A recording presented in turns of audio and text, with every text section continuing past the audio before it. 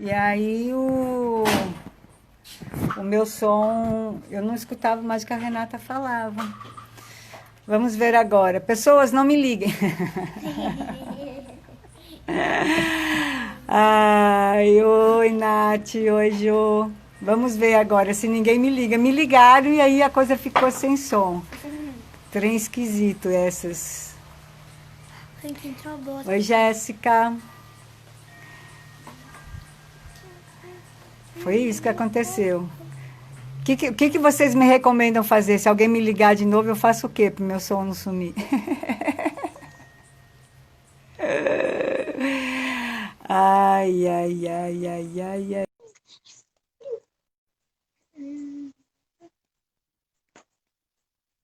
Oi, Débora, Juju. Agora tá, fala aí, deixa eu ver. Oi, voltamos. Oi! Voltamos. Uhul! Ó, alguém tá falando, coloca no não perturbe, Dadas. Onde que faz isso, pelo amor de Deus? Eu também não sei, será que eu devia fazer isso? Você sabe onde que faz isso? Onde é, Nath? Fala aí que eu boto. Ah, não vou nem mexer, gente, porque não vai dar certo. É, Eu entrei agora no Instagram por conta dessa pandemia, porque não deu. Eu realmente não ia entrar, e aí tive que entrar e não sei fazer nada nesse Instagram e já tô aqui. O melhor é não mexer também, porque senão o negócio vai coisar é, aqui hoje. eu sei até a página no e-mail, assim.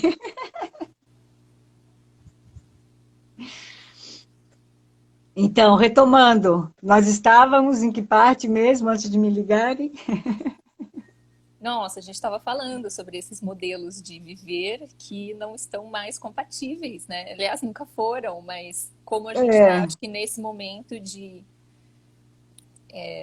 exaustão, de esgotamento desse formato, né, de interação, e como a gente está criando outras maneiras, né? E eu acho que quando eu você fico fala, pensando, eu fico pensando assim, às vezes o Celso fala assim, não, Daraína, você sonha demais, você tem muita utopia, a gente não vai mais viver como os índios, por exemplo, né? Tudo bem, a gente pode até não viver como os índios, mas nós temos que aprender com eles ainda estão aí, eu acho que eles só ainda estão aí para ver se a gente aprende alguma coisa com eles, sabe? Porque a maneira de ver o mundo, isso é milenar. Isso não é de 100 anos, isso é milenar, essa maneira como os povos indígenas veem o mundo, como eles convivem, como eles trocam com a natureza, como eles trocam entre si, como eles se organizam coletivamente. Tudo bem, a gente pode não viver mais como índio, a gente já, enfim, deu uns passos esquisitos para frente. Mas, caramba, bicho, a gente tem que aprender alguma coisa com esses caras, porque eles sabem muito. E estão aí ainda, assim, olha, gente, nós ainda estamos aqui, sabe? Vocês ainda têm oportunidade de entender, assim, minimamente alguma coisa, porque eu acho que passa por aí, sabe? Enquanto a gente não tiver um olhar muito cuidadoso para a maneira como esses povos interagem com o ambiente, interagem entre eles, a gente não vai dar o passo necessário, né, em direção a essa consciência e a um real desenvolvimento humano, né? Eu acho, né? eu também acho, eu acho que é isso, não é uma questão de querer voltar atrás, instaurar modelos que já foram, é o contrário, a gente não está querendo reinstaurar coisas que já foram, a gente quer criar um novo, e eu acho que todo dia é uma chance e cada ação na nossa vida é uma oportunidade de criar esse novo, mas com tudo o que já veio antes que nos serve, né? E acho que quando você Exato. fala da utopia, para mim é sempre muito emocionante, assim, tá na Guaimbê.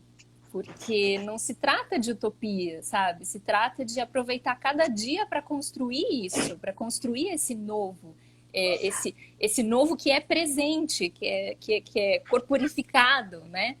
E, e acho que é incrível a maneira como você consegue criar isso, né? Criar essa vida, esse presente, colocando todo mundo que está naquela comunidade, convocando todas as pessoas a contribuir com o seu melhor. com o seu melhor, com o que tem para aquele dia, sabe? Como se a vida fosse de fato como é, uma grande cozinha onde a gente precisa cozinhar para se nutrir diariamente, e cada um vai trazer o que tem.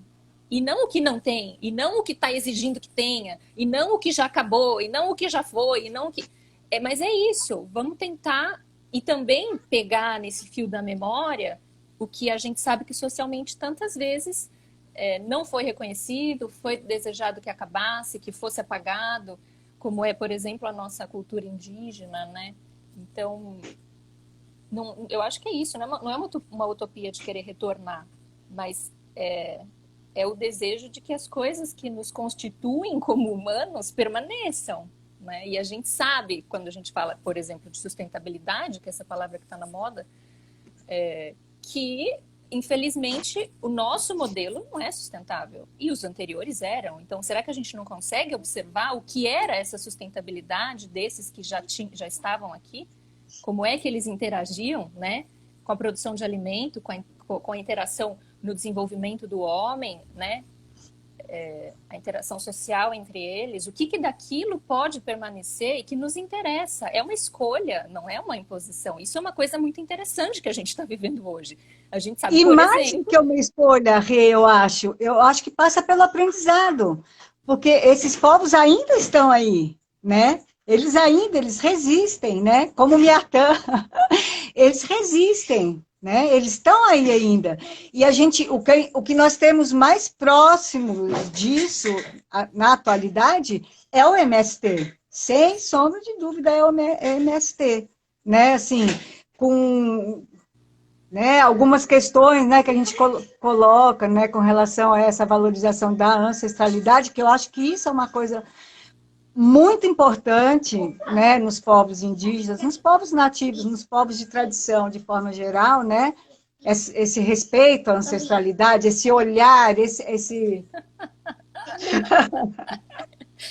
A ancestralidade aí, de trás para frente. Ó, tô vendo a de foto trás para linda. frente. Bom dia, Noel. E o que a gente... primeiro, honrar a nossa ancestralidade, que eu acho fundamental, honrar a nossa ancestralidade. Aprender com quem ainda está aí, em termos de ancestralidade, que, sem sombra de dúvida, no nosso caso, são os povos indígenas. E conviver com esse povo que está reinaugurando. Eles estão reinaugurando uma nova sociedade, que é esse povo do MST.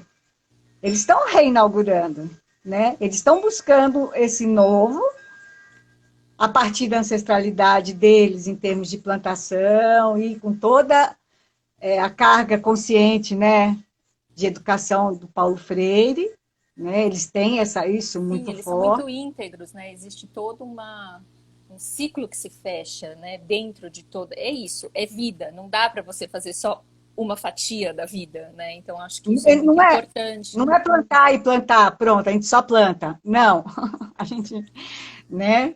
A gente vive o todo, a gente vive de maneira completa e integral, consciente, política e caramba, né? A gente escrevendo aquele projeto para o Rumos lá que nós escrevemos juntas, né? Você e a Betinha, caraca, cada dia era uma surpresa, né? Com relação à capacidade organizacional deles, que uau, o que é isso, né? Que capacidade de organização que eles têm. E a gente, né? E quem nesse momento está doando aí toneladas e toneladas e toneladas de comida?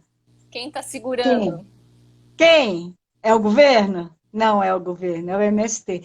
Então, né, gente, abre os olhos, pelo amor de Deus, né?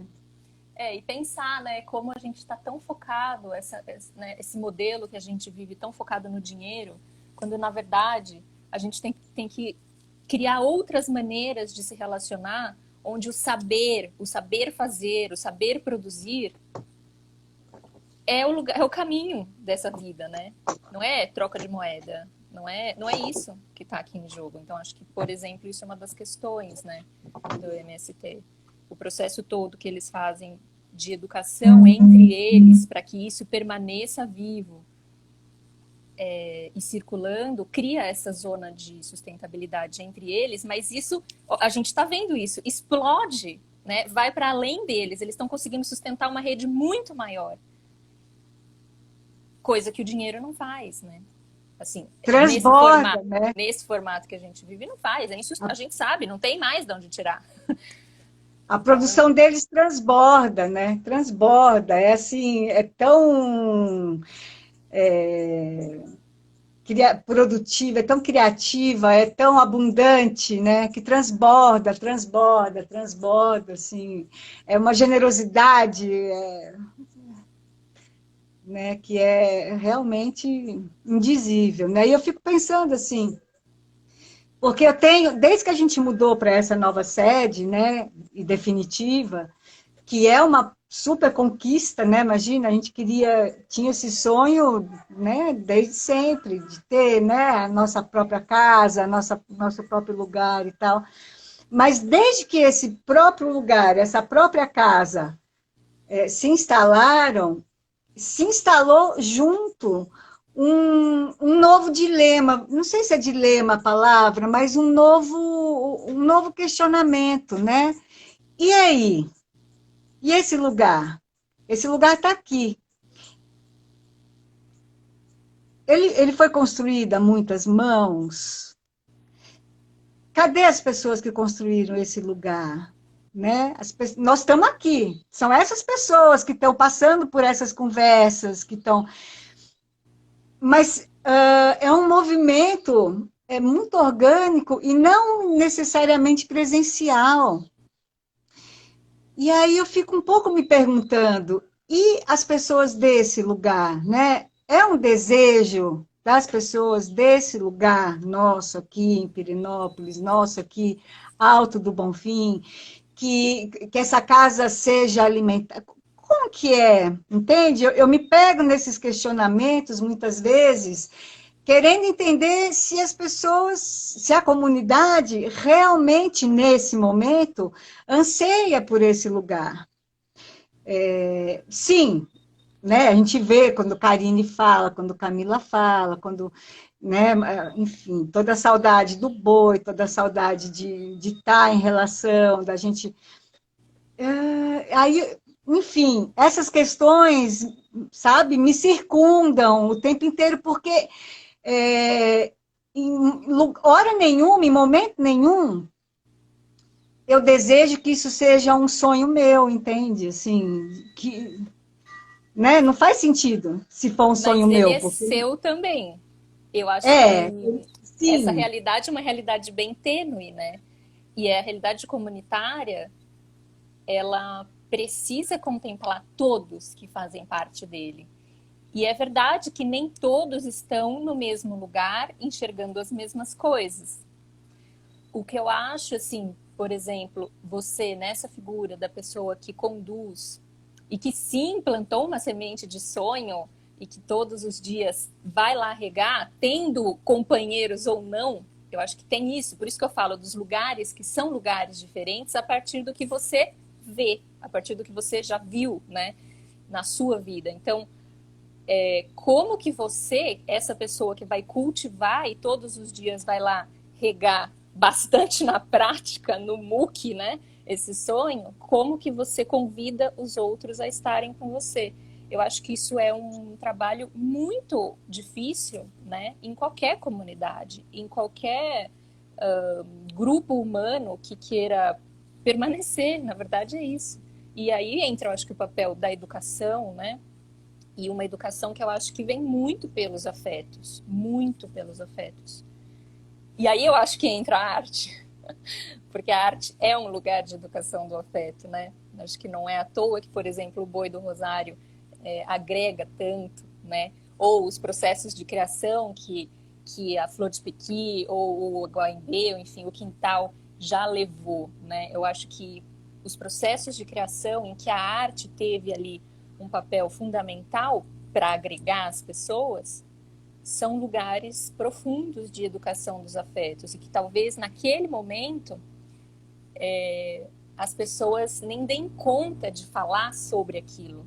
Mas acho que no tempo a gente enxerga como esses processos de criação são fundamentais para essa agregação e para essa educação do estar junto, né?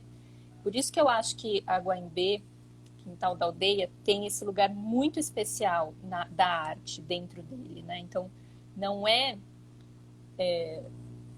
só um espaço de convivência, que a gente pode conviver. Então tá, vamos jogar baralho, vamos uma partida aqui de dominó, vamos, sei lá, ouvir uma música, vamos... Tem muitas coisas que a gente pode escolher para fazer junto. E eu acho que a diferença está no que você escolhe para fazer junto e como você vai fazer isso junto, né? E aí, nesse sentido, escolher fazer junto a arte é um processo muito especial de agregar as pessoas. Eu acho que a Guaimbê é um sucesso nesse sentido, por causa dos processos que Eu me escolheu lembrei seguir. agora, eu me lembrei agora daquela história, eu acho que é chinesa. Se não for chinesa, é indiana. Se não for indiana, é indígena. É de algum povo ancestral. Mas que tinha uma pessoa estava caminhando de um lugar a outro a pé e ela passou por vários sítios, fazendas, casas. Assim, era um lugar um pouco rural, né? Aí ele passou por um lugar, essa pessoa passou por um lugar que tinha um casal plantando uma árvore, que eu não vou me lembrar que árvore que é, mas é uma árvore que dá fruto de 80 em 80 anos. Sim, é uma coisa muito especial, né? O fruto dela demora muito tempo para ser produzido. Aí essa pessoa olhou aquele casal de velhinhos, um casal de velhinhos, plantando e cuidando daquela árvore, pequenininha ainda. E aí ele perguntou, ficou intrigado com aquilo, mas por que vocês estão plantando essa árvore? Que vocês não vão ver os frutos dela, né? Vocês já são idosos, né? Eles já tinham 70, 80 anos. Ele falou assim, meu filho, a gente não planta árvore para a gente só. Alguém vai comer desses frutos. Alguém, depois da gente, daqui a 80 anos, vai comer desses frutos.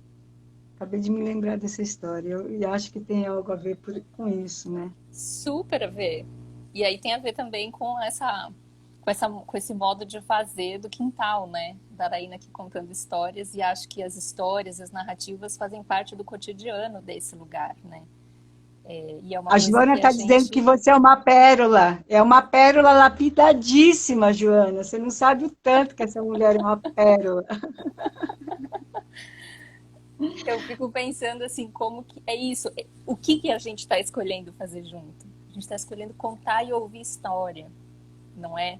É trazer as guerreiras para contar essas histórias. É lembrar que no meio de uma conversa de uma história e abrir essa história. Vamos contar essa história. Acho que essa história tem a ver com o que a gente está fazendo.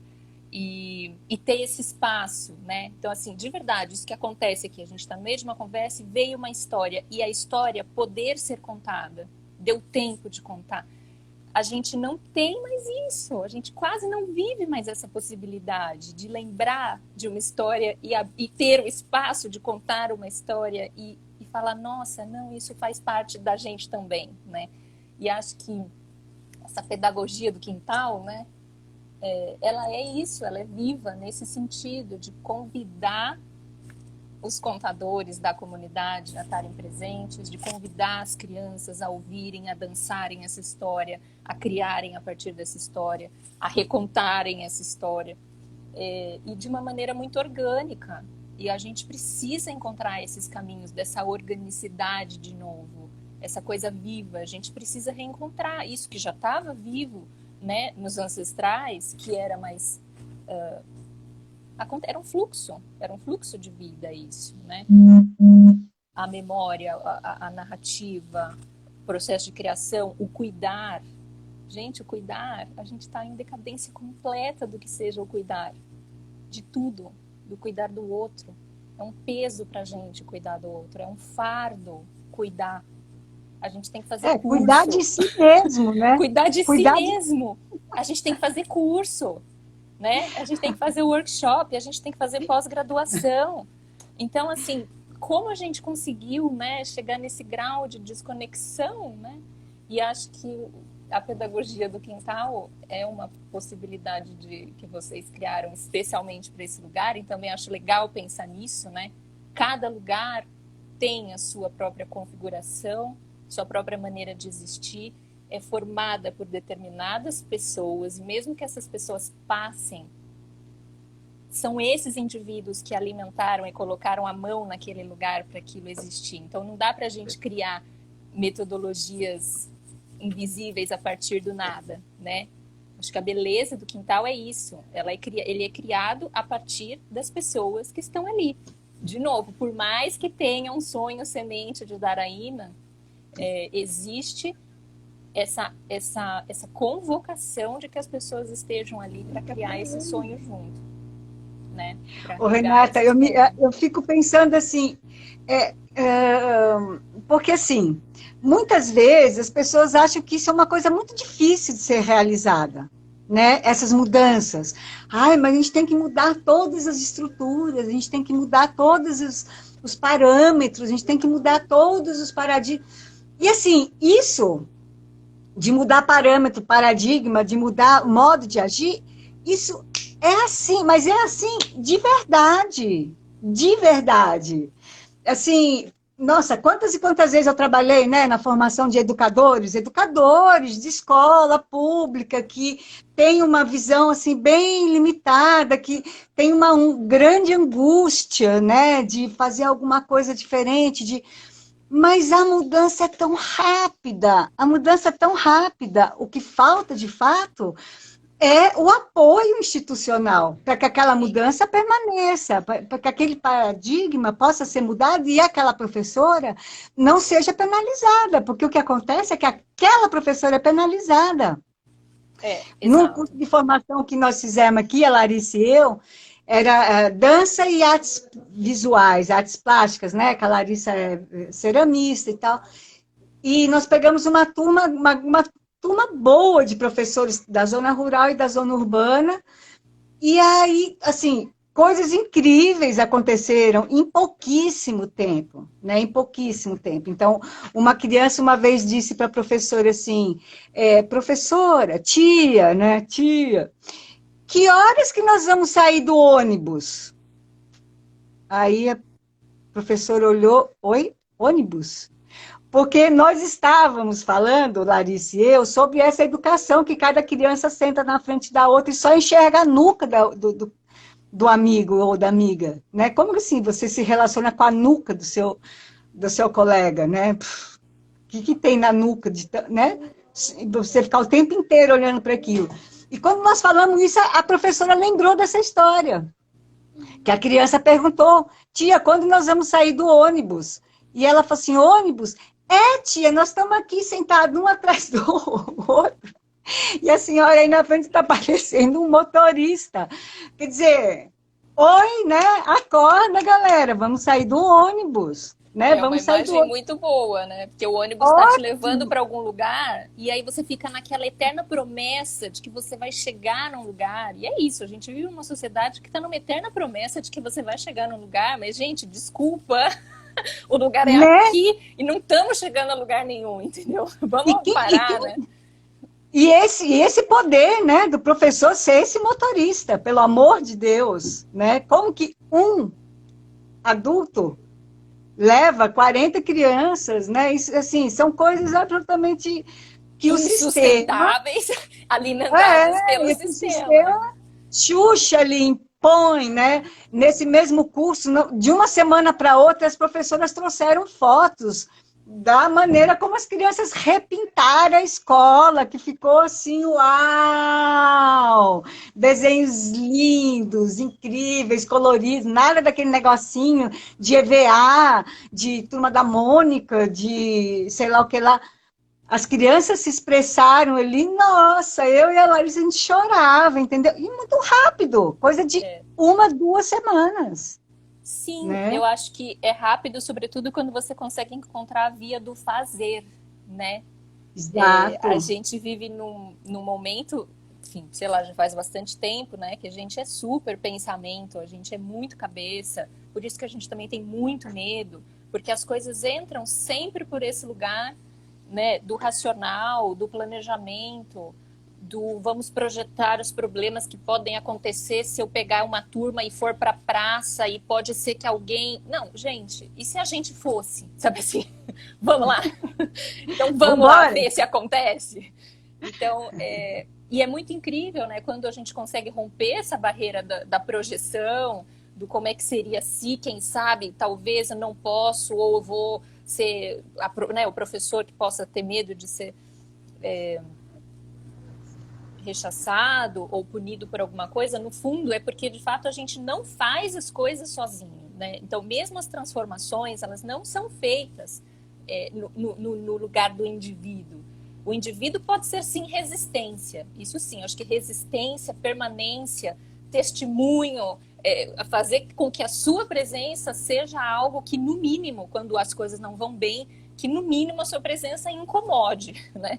Agora, de fato, as proposições, elas precisam ser feitas de maneira coletiva. E quando eu falo coletivo, é coletivo mesmo. Estou falando, por exemplo, aí na Guaimbê, estou falando dentro de uma escola pública, né?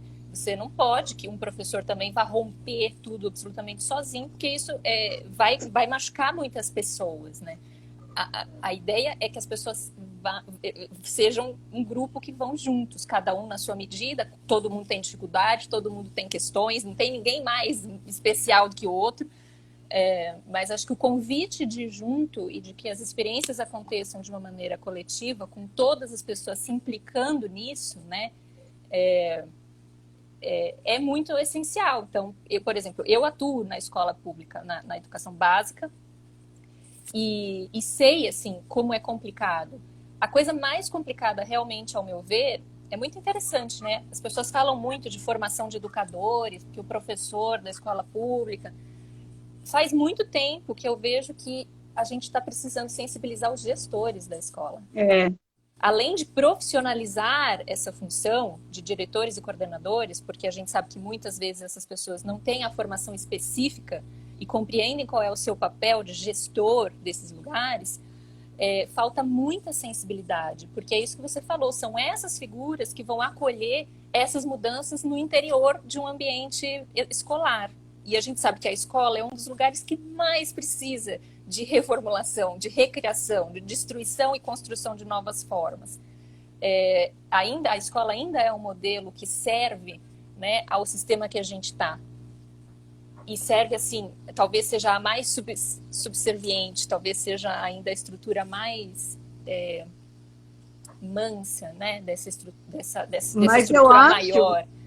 Mas Mas eu assim, acho que mais do que, assim, ultimamente, né, assim, na nossa trajetória aqui com escola pública em Pirenópolis, né, quer dizer, aqui é a nossa realidade, mas a gente tinha mais, eles, gestores, tinham mais liberdade do que eles têm hoje em dia. As secretarias de educação, essas, sim, precisam de uma amplitude, porque elas estão cada vez mais cerceando a atuação dos gestores, porque muitas vezes né, a gente aqui do Quintal, a gente se depara com gestores que estão super afim de abraçar determinados projetos, mas, ao mesmo tempo, eles têm que prestar conta com a Secretaria de Educação, que tem que ter não sei quantas milhões de planilhas, não sei, projetos, não sei o que, nananana, e não consegue, por mais que eles desejem, eles não conseguem mais abraçar atividades que sejam extra-oficiais, vamos sim, dizer é tudo assim. muito rigoroso, Né? tudo muito, mas de novo, tudo muito no papel, tudo muito burocrático. E de novo, quantas coisas podem ser feitas com pouquíssimo dinheiro? É uma questão de reorganização e também de visão de prioridade, né? Então, assim, pode ser que cheguem dois projetos numa mesa de uma secretaria de educação e você vai escolher, não é nem por conta de questões pedagógicas, vai escolher por questões burocráticas de gestão, porque isso é mais Exato. O fácil de Noel está falando executar, aqui, ó. entendeu? É muita imposição de cima para baixo. Noel é professor também, né, em escola pública. É muita imposição de cima para baixo. Que amarra, né? O cara fica ali. Imagina aquele projeto que nós fizemos, que foi em 2009, sei lá, faz 10 anos, não é tanto tempo assim. Que nós simplesmente, a diretora de uma escola estadual abriu a escola inteira para a gente, inteira. A gente pegava os meninos dentro de sala de aula, todo mundo participou de um modo ou de outro, seja atuando, seja cantando, dançando, como contra-regra, fazendo figurino. De manhã e à tarde, ela falava assim, não, você não vai conseguir fazer isso, Daraína, você está viajando. E quando ela viu o resultado, ela falou, caraca, velho, eu juro que eu achava impossível que isso acontecesse. Mas quando você tem a liberdade de atuar, pelo amor de Deus, eu quero é mais, né? Eu quero é mais. Vem em mim, escola, né? Aí... E nesse sentido, o educador é muito sobrecarregado, né? Porque acaba ficando um pouco na mão dele, dessas figuras, de novo, de forma individual, você levar não só o processo pedagógico, que você já é obrigado, digamos assim, compulsoriamente, né? Mas também fica na mão desse indivíduo a transformação desse lugar. E, de novo, esse lugar não pode ser individual, né?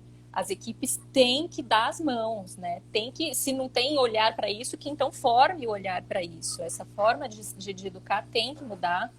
E essa interação, de novo, a gente já está há bastante tempo discutindo isso, né? Para além dos muros da escola. Então, assim, essa interação com o mundo não dá para ficar circunscrito dentro desse muro, né?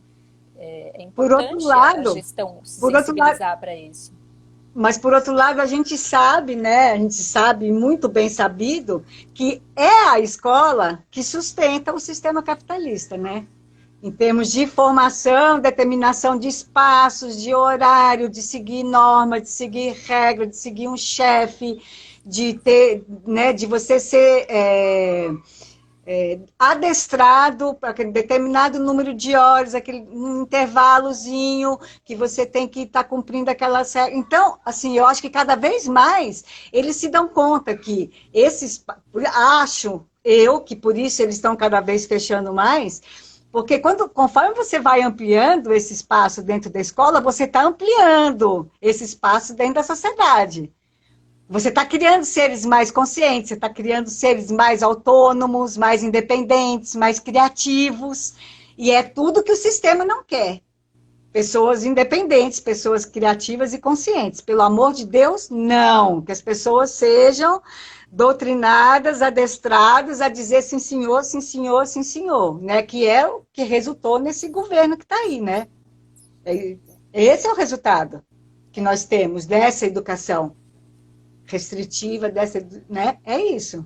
As pessoas que não pensam, as pessoas que não raciocinam, que não vão em busca de conhecimento, que não têm curiosidade pela informação verdadeira, pela sua própria criação. Não.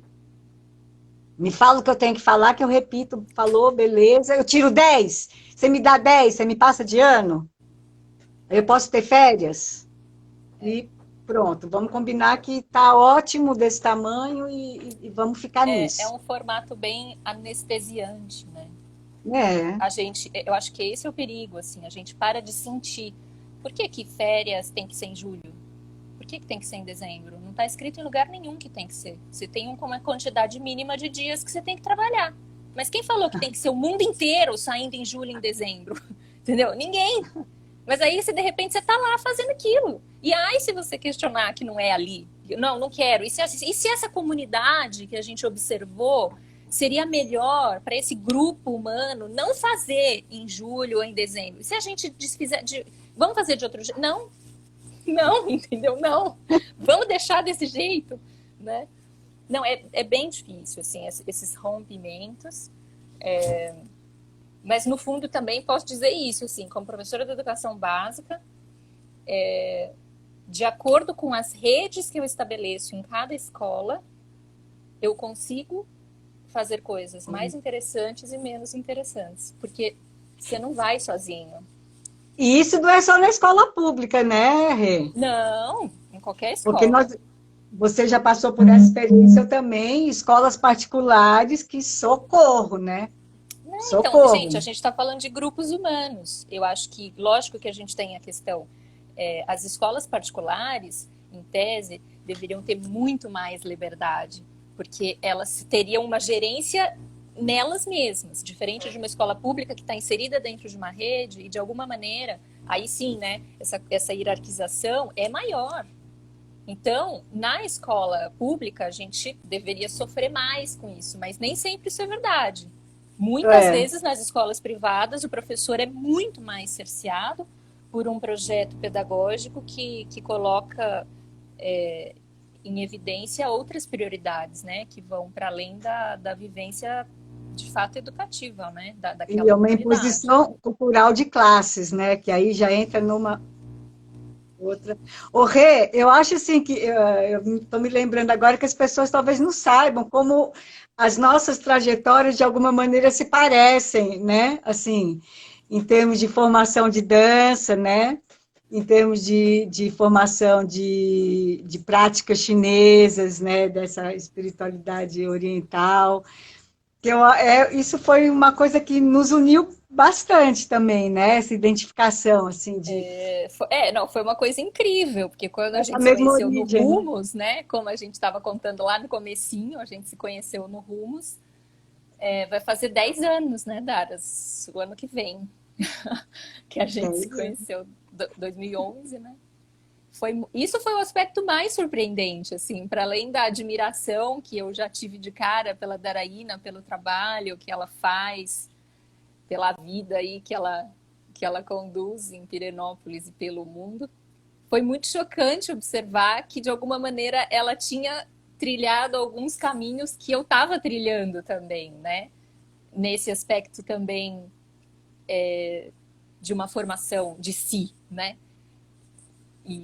E foi muito surpreendente saber do caminho da Daraine e, de repente, de alguma maneira, me ver nele, assim, né? Das experiências com a dança, a partir dessa visão labaniana, né? Dessa fonte aí tão incrível de mundo, né? Que é mais do que uma visão de dança, uma visão de mundo que o Laban traz. Daraína, com essa super experiência de décadas com Maria Dúchanes, traz isso no corpo, e foi muito impressionante também saber que ela também tinha passado pelo Tai Chi, né, com o mestre, que também foi o mesmo mestre da minha mestra, que é a Lúcia Lee. Então começou a vir, assim, uma linha meio, uma linha do, nem sei do que, mas uma linha de vida, assim, muito parecida, né? E, de repente, esse super encantamento que eu tenho pela educação, por esse lugar que não é quer dizer, não é um encantamento, né? Simplesmente quando você vê, você tá lá, entende? Assim, você nem escolheu, de repente, pá, eu só caio nesses lugares, entendeu? Ai, não sei, às vezes eu falo que queria ser uma secretária bilíngue e de repente eu tô lá, pá, entendeu? Não tem escolha, quando você vê, você já tá no lugar, né? E aí esse lugar maravilhoso que é o Quintal da Aldeia, quando eu conheci, foi paixão à primeira vista, assim, né? Ah, e teve também essas experiências, de novo, Daraína sempre bebendo na fonte, né? Acho que a Daras viveu um momento muito especial também quando você estava em São Paulo, né, Daras? De beber na fonte de Maria Dúchenes, do... Ai, esqueci o nome dele, da calatonia. Sandor. Do Sandor, né? Do mestre Liu. Acho que Daras bebeu em fontes fundamentais, ter toda essa força para levar esse Quintal da Aldeia, né? Hoje, com 20 anos já, né? Quem que tá travando?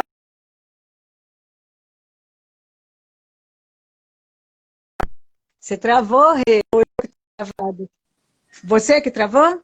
Não. Você deu uma travadinha, ó, até escrevi aqui. E eu, né? Tem hora que ele faz isso, esse meu modem aqui. Vou chegar mais perto dele aqui, para ele não ficar tão chateado que eu estou muito longe dele. Estou mais pertinho agora. E aí, o que eu acho incrível, né, assim, que a Joana falou, né, que a Renata é uma Ih, o Noel disse que nós estamos tudo travando. Ih, Renata, nós estamos travando. Noel, acho que agora é você, hein? Olha, você não travou nenhuma vez para mim até agora. É. E quando vocês vão gravar isso daqui, ele aparece esses travamentos? Porque você não Aí gravou até fica agora. girando. Tchu, tchu, tchu. Não. Mas então, o que eu estava falando, que eu acho incrível, Joana, viu? Você que estava falando especialmente da Perolice da Renata, é a maneira como ela rapidamente capta assim, o entorno, sabe? O entorno das questões, não é o entorno físico, mas é o entorno das questões, assim, é impressionante como né, Rê? Como você capta isso, assim, às vezes eu estou Sei. dando umas voltas por aqui, você fala, não, mas olha, se você for por aqui, então eu falo, caraca, é isso mesmo, caramba, como eu não estava vendo, porque, claro, eu estou aqui dentro de mim, eu não vejo, né, fico mergulhada nesse universo de dúvidas e questões, né, darainescas, aí a Renata vem e fala, não, Daras, assim, ó, tal, tal, tal, e eu, opa, É que eu clareou sou tudo aqui para mim. ótima para ver a vida dos outros, eu sou ótima, Daraína. A minha é uma coisa, entendeu?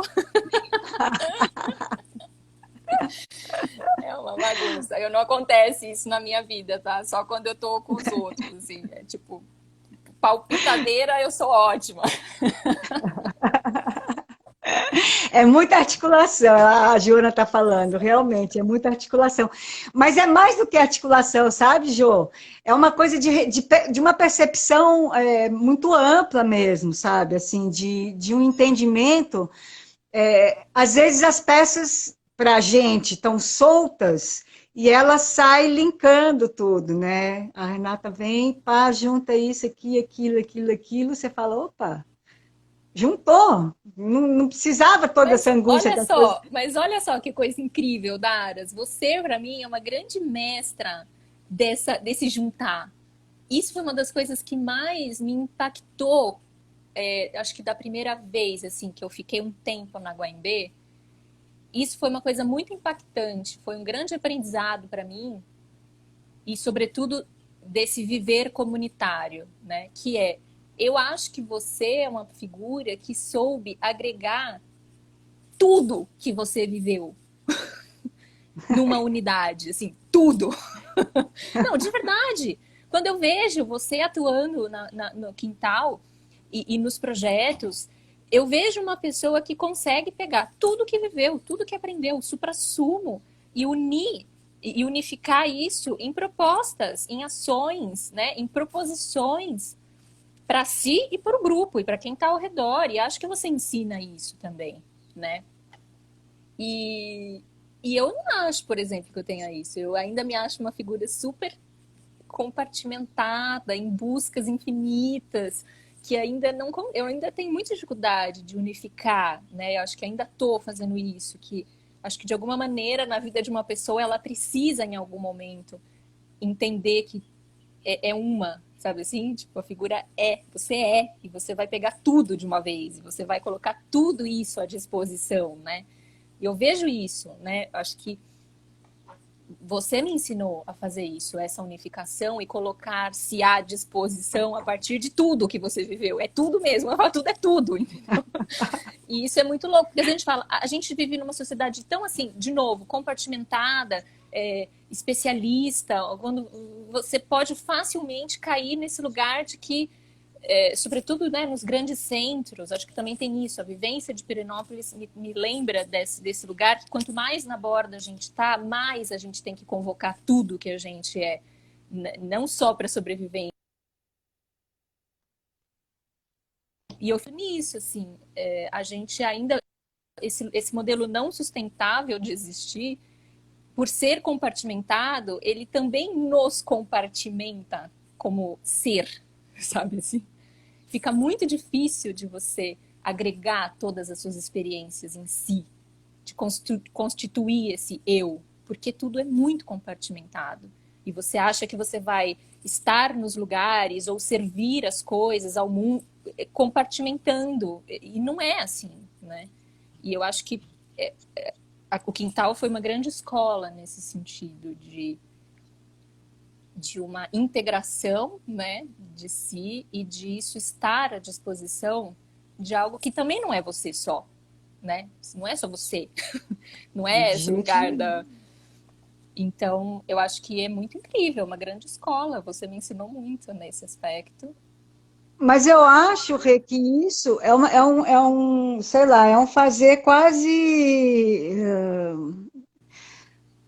é orgânico, né? Vamos dizer, é quase inconsciente, porque eu acho que uma característica que eu reconheço em mim e que possibilita e possibilitou isso tudo, que na sociedade é encarada como loucura, é realmente ir e fazer, entendeu? Assim, de uma forma até um pouco inconsequente, porque vamos imaginar que quando eu fui para o Maranhão, Isso aí. eu fui com meus 4 filhos, já, né? Os 4 filhos que já tinham nascido, sem nada, sem nenhuma perspectiva em São Luís. Eu não tinha nada em São Luís. Eu não tinha um trabalho, eu não tinha nada. Eu tinha a família, né? A família do Tião, que, né, foi minha e vai ser sempre minha para sempre, que é uma família que acolhe mesmo, né? Eu tinha isso, eu não tinha mais nada, eu não tinha trabalho, eu não tinha, né? Você é louca? Você vai para o Maranhão sem nada? Como assim sem nada? Eu vou com esse profundo desejo de recuperar, revitalizar minhas raízes. Isso é uma coisa que era o mais importante.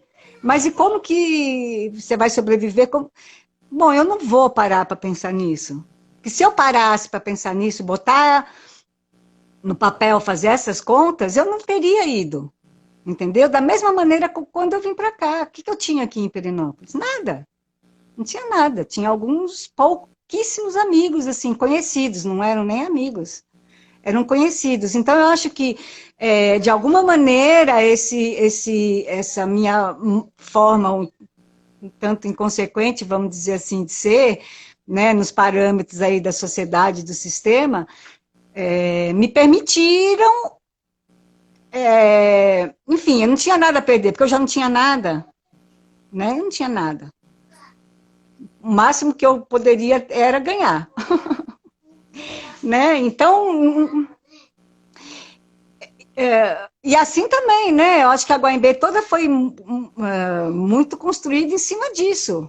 Bora fazer. Tinha uma profunda indignação com a escola. Eu acho que foi uma das coisas assim mais motivantes, né? Uma profunda indignação com a escola desde que a Violeta era pequena, sabe? A Violeta tinha 4 anos e eu já tinha questões assim com a escola que eu tinha questões com a escola quando eu era criança, né? Que tinha, o meu pai era servidor público, né? Lá do Instituto Adolfo Lutz, e tinha uma tal de uma creche no Hospital das Clínicas, sei lá, alguma coisa por lá, para servidores públicos. E aí me colocaram nesse lugar lá, e eu era bem pequena, eu me lembro dessa cena, eu era bem pequena, eu tinha 3 anos, por aí, acho que é uma das pouquíssimas coisas que eu me lembro quando eu era criança. E esse lugar era um lugar assim que eu me sentia obrigada. Tinha um tal de um lanche que era uma coisa esquisita e as crianças eram obrigadas a tomar aquilo, eram obrigadas a estar naquele lugar. Nossa, foi uma coisa que me marcou tanto que eu sei que eu fui 3 dias para esse lugar, eu fui 2 dias. No terceiro dia eu me agarrei na porta do carro e não teve quem conseguiu me desgrudar daquela porta daquele carro. E meu pai não conseguiu me colocar mais naquela escola e eu tive que ir para outra escola, que aí sim foi um lugar muito legal de aprendizagem, que era uma escola montessoriana e tal, e tal, e tal. Mas eu me lembro dessa cena. Eu, Ô, Dara, profundamente você angustiada, eu não sabe, vou ficar nesse lugar. Não vou de jeito nenhum, ninguém vai me botar nesse lugar. ô, Dara, você sabe que esse é mais um elemento da nossa história, né? Eu também fiz uma escola Montessori no meu jardim. Aí,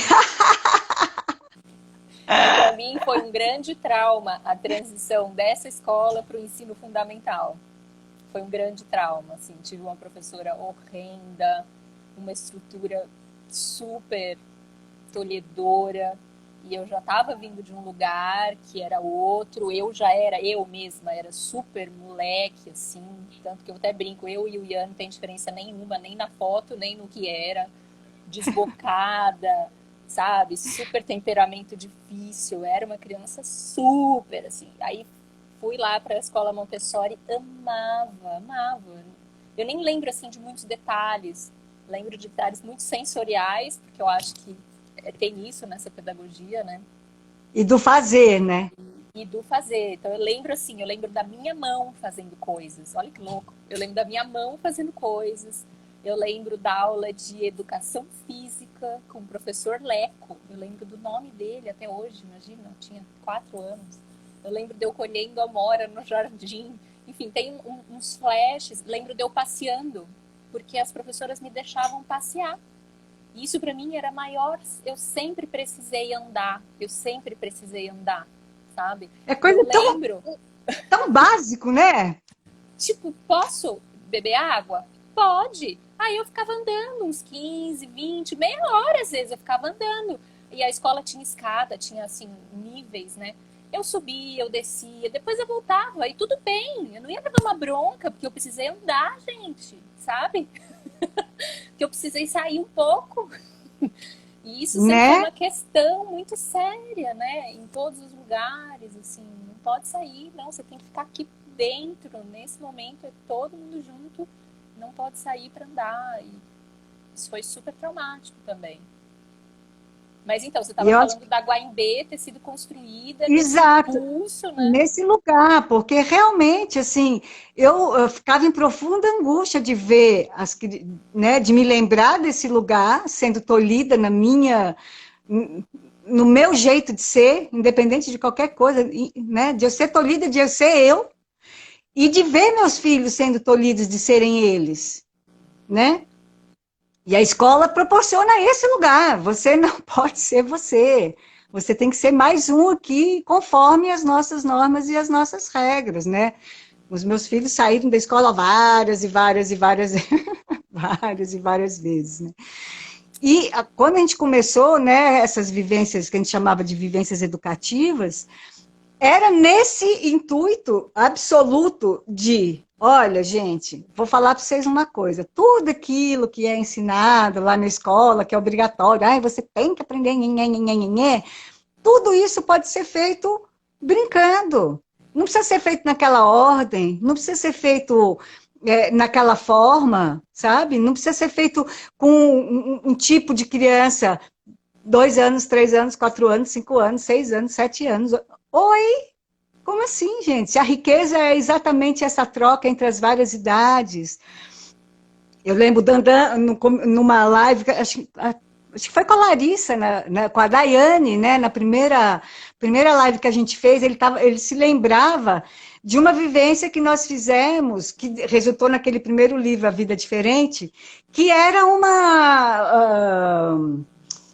uma investigação de paladar, sonora, auditiva, sensorial, né?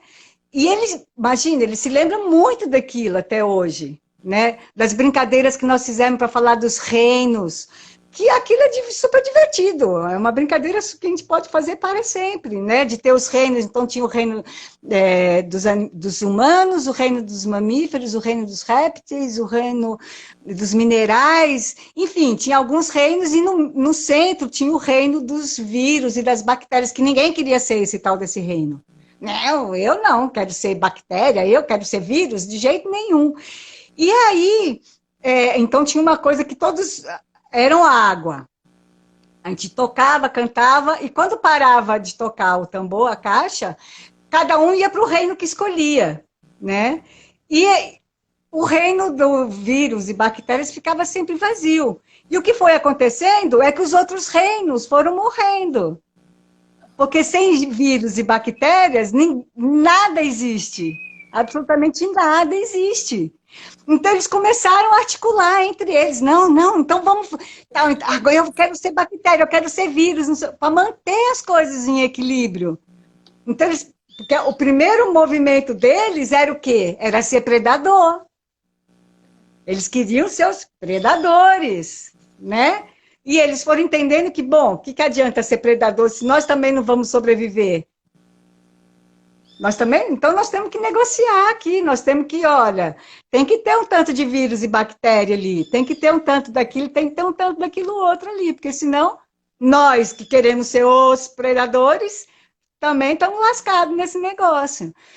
Então, assim, coisas muito simples, mas que Dandan tem 25 anos, vai fazer 25 anos, não se esquece, não vai se esquecer, né? E como que, de fato, a nossa educação, a gente fala pouco disso, né? Mas a nossa educação é marcada por poucas experiências marcantes.